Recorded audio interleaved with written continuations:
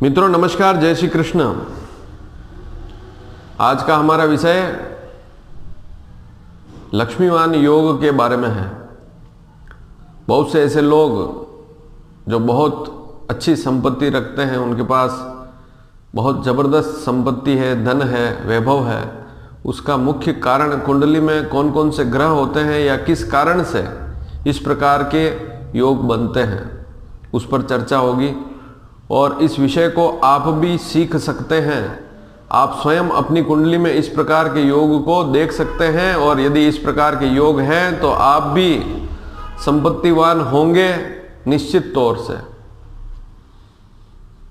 मित्रों, यहां पर एक चार्ट आपको दिखाई दे रहा होगा। इस चार्ट को ध्यान से देखें। इस चार्ट में 12 अंक लिखे हुए हैं, 1 से लगाकर 12 तक अंक लिखे हुए हैं। इसके आगे 12 राशियां लिखी हुई है।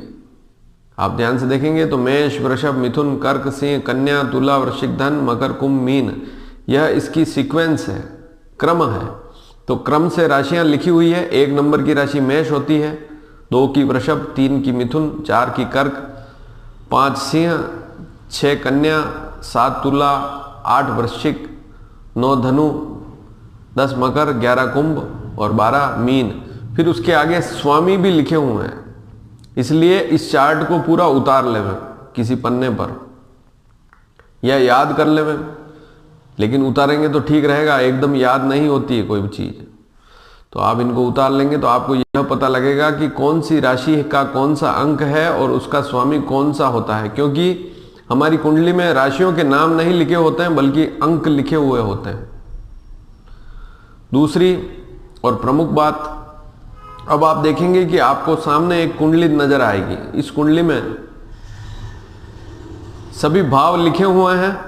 प्रथम भाव अर्थात लग्न, द्वितीय भाव धन भाव, तृतीय भाव, चतुर्थ भाव, इस प्रकार के सारे भाव लिखे हुए हैं। तो आपको केवल और केवल जहां प्रथम भाव है वह प्रथम भाव ही रहेगा, यह बात समझनी है। इसको ज्योतिष को सीखने के लिए सबसे पहले कुंडली को देखते समय आपको सबसे पहले तो जन्म कुंडली निकालनी है। दूसरी कोई कुंडली, नवांश कुंडली, होरा कुंडली, अलग कोई कुंडली नहीं देखनी है। चंद्र कुंडली भी नहीं देखनी है।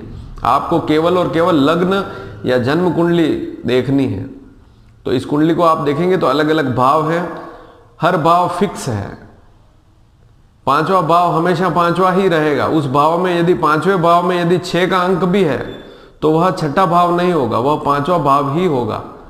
लेकिन उसे कहेंगे 5वें भाव में कन्या राशि है। या जैसे लग्न है तो लग्न प्रथम भाव है तो प्रथम ही रहेगा। यदि इसमें 11 का अंक है आपकी कुंडली में, तो मान लीजिए 11 का अंक है तो इसको प्रथम भाव ही कहेंगे। लेकिन प्रथम भाव में कुंभ राशि है या 11 का अंक है, ऐसे कहेंगे। तो यह भी आपको समझना होगा। अब इस कुंडली में आपको केवल 5 भावों पर ही दृष्टि डालनी है। सबसे पहले तो आप देखें प्रथम भाव लग्न कहां लिखा हुआ है, इसको ध्यान से देख लें। द्वितीय भाव कहां लिखा है, इसे भी ध्यान से देख लें। और एकादश भाव कहां लिखा है, इसे भी ध्यान से देख लें। 3 भाव तो सर्वप्रथम देखें। अब आप कुंडली खोलकर देखें आपकी कि उस कुंडली में एकादश भाव, लग्न और द्वितीय भाव में कौन कौन से नंबर लिखे हुए हैं, अंक लिखे हुए हैं। तो उस अंक से आपको राशि के स्वामी का पता लग जाएगा। जैसा कि मैंने अभी थोड़ी देर पहले आपको पूरा चार्ट बताया था। मित्रों, पूरा वीडियो देखोगे तभी समझ में आएगा। अगर उल्टा सीधा क्रम देखोगे या वीडियो को आगे बढ़ा दोगे तो आपको बिल्कुल भी समझ में नहीं आएगा। तो आप देखें कि प्रथम भाव, द्वितीय भाव और एकादश भाव, इसमें कोई न कोई अंक होगा। तो उस अंक का जो भी स्वामी होगा वो यदि इन्हीं कहीं भावों में बैठा हुआ है, यदि एकादश का स्वामी एकादश भाव में जो राशि है या अंक है उसका स्वामी यदि द्वितीय भाव में बैठ जाए तो बहुत अच्छी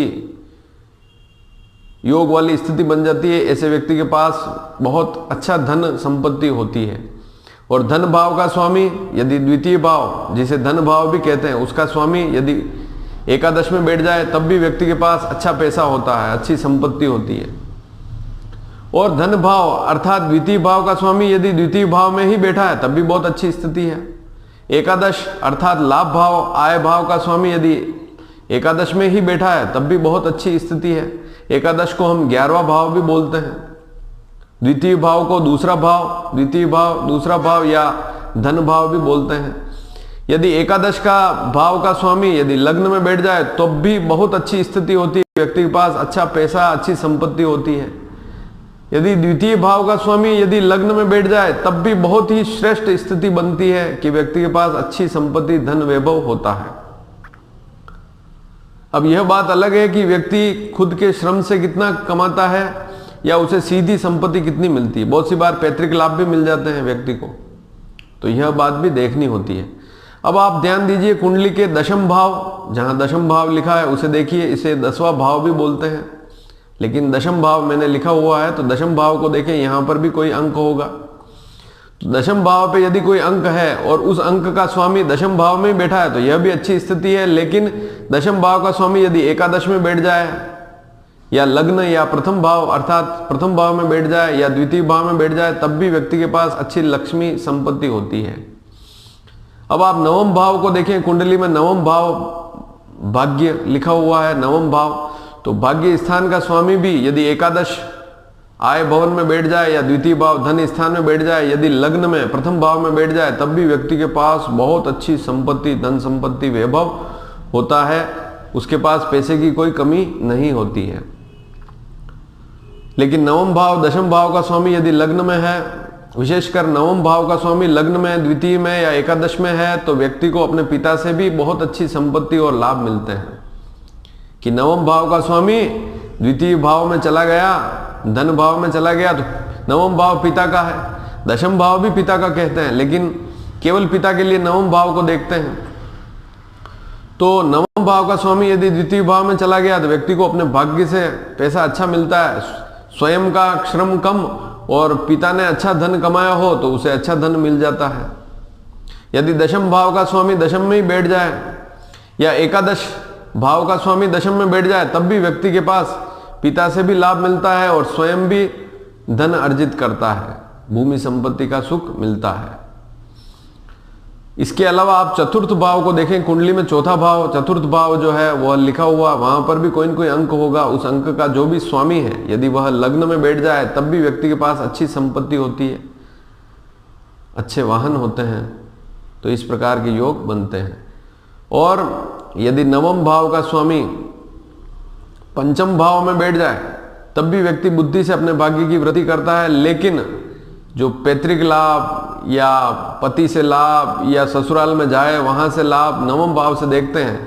यदि लग्न का स्वामी नवम में बैठ जाए, प्रथम भाव लग्न का स्वामी नवम भाव में बैठ जाए तब भी व्यक्ति को बहुत अच्छा लाभ मिलता है, ससुराल से भी लाभ मिलता है, ससुराल में जहां भी शादी करेगा वहां से भी अच्छी धन संपत्ति उसको प्राप्त होगी। सप्तम भाव का स्वामी भी यदि नवम भाव में बैठ जाए तब भी ससुराल से लाभ मिलता है, और नवम भाव का स्वामी सप्तम भाव में बैठ जाए तब भी व्यक्ति को ससुराल से लाभ मिलता है। लेकिन आज का विषय केवल इतना ही है कि अतुल्य संपत्ति या बहुत अच्छा वैभव संपत्ति तो एकादश और द्वितीय और लग्न, प्रथम भाव, द्वितीय भाव और एकादश भाव या 11वां भाव, एकादश को 11वां भाव भी बोलते, तो इनके स्वामी इन्हीं भावों में कहीं बैठे हो तो यह बहुत ही जबरदस्त योग होता है और व्यक्ति को बहुत अच्छी संपत्ति मिलती है। बहुत सी बार देखा गया कि ऐसी स्थिति होते हुए भी व्यक्ति के पास धन नहीं होता। उसका मूल कारण यह है कि कुंडली में त्रिकोण के स्वामियों की दशा होनी अति आवश्यक है। अब त्रिकोण किसे कहते हैं? त्रिकोण अर्थात प्रथम भाव, पंचम भाव और नवम भाव। आप इस कुंडली को देखेंगे, प्रथम भाव लग्न लिखा हुआ है, वहां पर कोई न कोई अंक होगा, उसका कोई न कोई स्वामी होगा। पंचम भाव वहां पर कोई न कोई अंक होगा, उसका कोई स्वामी होगा। नवम भाव वहां पर कोई न कोई अंक होगा, उसका भी कोई न कोई स्वामी होगा। यदि इन तीनों भावों में से किसी एक भी स्वामी की दशा चल रही है, विंशोत्तरी दशा, तब भी व्यक्ति को बहुत अच्छी उपलब्धियां, बहुत अच्छा लाभ व्यक्ति को जीवन में मिलता है, सफलता मिलती है। अब आप देखें कि बहुत सी बार ऐसा भी होता है, किसी व्यक्ति की कुंडली में ऐसा योग नहीं है तो उसकी पत्नी की कुंडली में भी अगर ऐसा वैभव वाला, धन संपत्ति वाला योग है कि लग्न का स्वामी द्वितीय भाव में पड़ा हुआ है, प्रथम भाव का स्वामी द्वितीय भाव में पड़ा है, या एकादश का स्वामी लग्न में पड़ा है, या द्वितीय भाव का स्वामी एकादश में पड़ा है, या एकादश भाव का स्वामी द्वितीय भाव में पड़ा, तो उसकी पत्नी के योग से भी पति को बहुत अच्छा लाभ मिलता है। बहुत सी बार घर में संतान भी ऐसे अच्छे समय में पैदा होती है कि उनकी कुंडली में भी इस प्रकार के योग होते हैं, तब भी परिवार में एकदम अच्छी उन्नति होनी शुरू हो जाती है।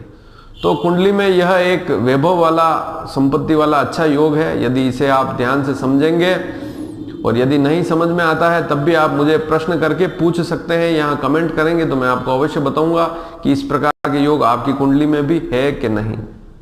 यदि आपको यह वीडियो अच्छा लगा हो तो अधिक से अधिक शेयर करें, लाइक करें और हमारे चैनल को सब्सक्राइब भी करें ताकि हमारे आने वाले वीडियो भी आपको समय पर मिल सके। धन्यवाद। जय श्री कृष्ण।